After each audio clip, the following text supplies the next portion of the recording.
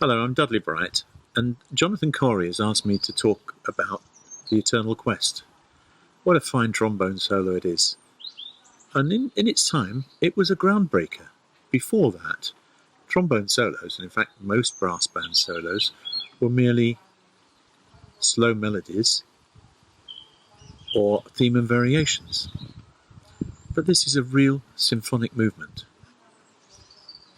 It's got a real, genuine spiritual depth about it, and it has a story. I'd love to talk to you about that, but just at the moment, we need to be considering how to actually play it technically. It does require all the main attributes of good trombone playing. A fine sound, good fast articulation, flexibility, and last but not least, a lyrical ability to play expressively. It seems to me that mostly people play this too fast. If you look at the metronome marks that Ray Steadman-Allen has written, they're actually quite a bit slower than one generally hears this played. Now, I've thought about this, and I think for audiences these days, they would find it a little pedestrian if it was really literally played as written. However, it's good to start studying a piece like this, exactly as written, and play the rhythms correctly. Cadenzas play an important part in this piece. It begins with the cadenza, and it has a really big cadenza, a little over halfway through the piece. These cadenzas should be regarded more as a kind of recitative. Have a look at the opening cadenza. I wonder how often it's played actually as written. I think it's worth trying to play what's written, and then if that's not okay, we can maybe move away from that a little, but always try and respect the composer's intentions.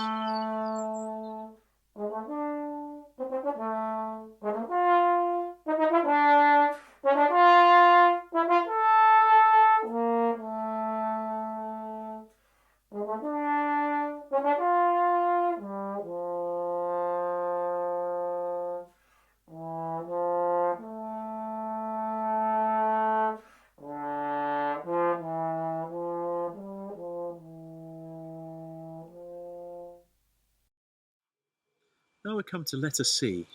These chromatic scales can be very matter-of-fact, but actually there's a crescendo there, and also think about the rhythm, so don't accent the first note after each rest.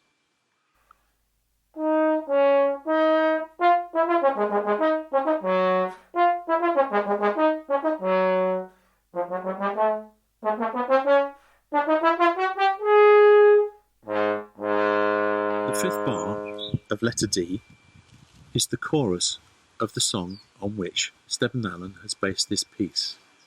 It needs to be played with a beautiful sound, with a good, well-coordinated legato, and possibly a little bit of vibrato. After all, this was written in the 50s. Let's be authentic.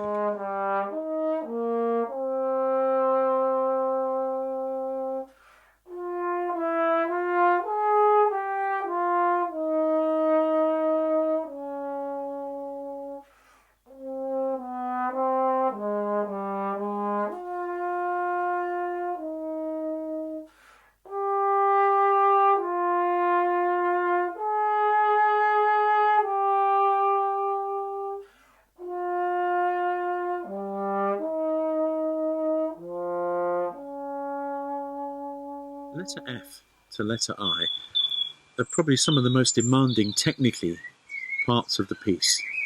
We can make it a little bit easier by using some alternate positions. Have a look at what I've marked and you'll be able to pause this to write them down.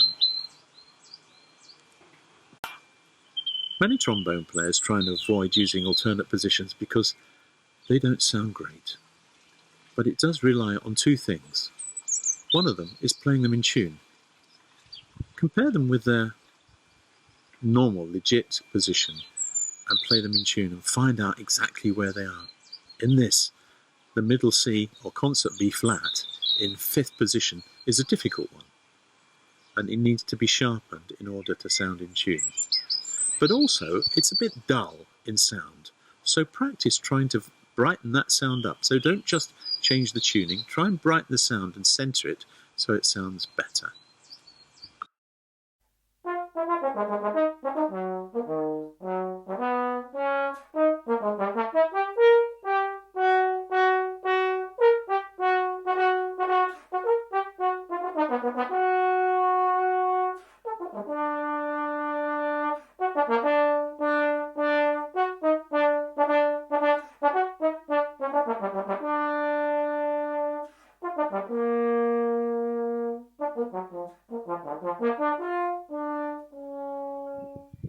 The entrance after letter K contains 2 bars with quintuplets in. I've never heard this played absolutely in time, and it does require a little bit of slentando. But maybe it's not as horrendous as it looks. Take a bit of time and make sure it stays legato. Just add in that little grace note as almost like a little stutter. Ta-da.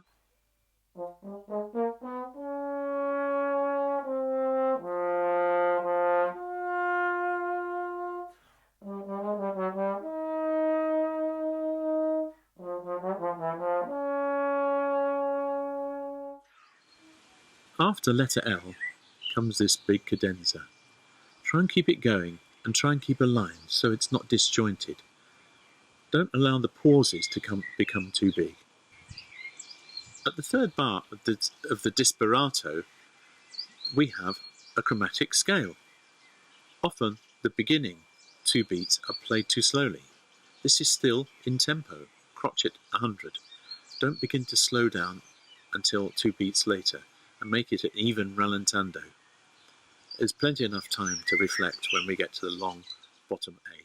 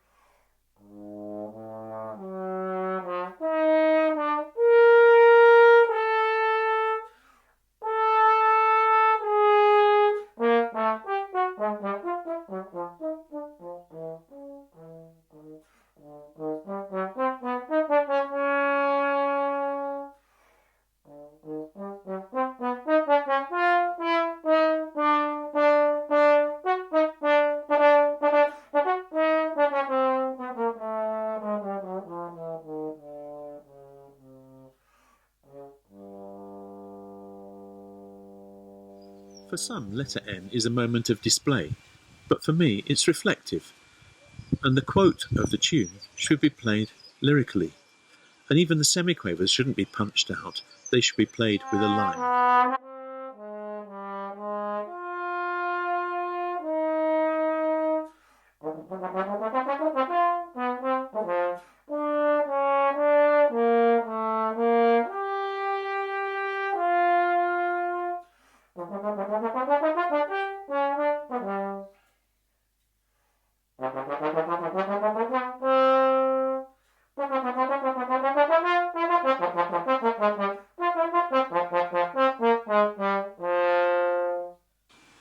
Four bars before the end, we have a rallentando. Grade this so it's smoothly done, and the piece goes forward until the last note. Don't be tempted to play a top G. It's not clever.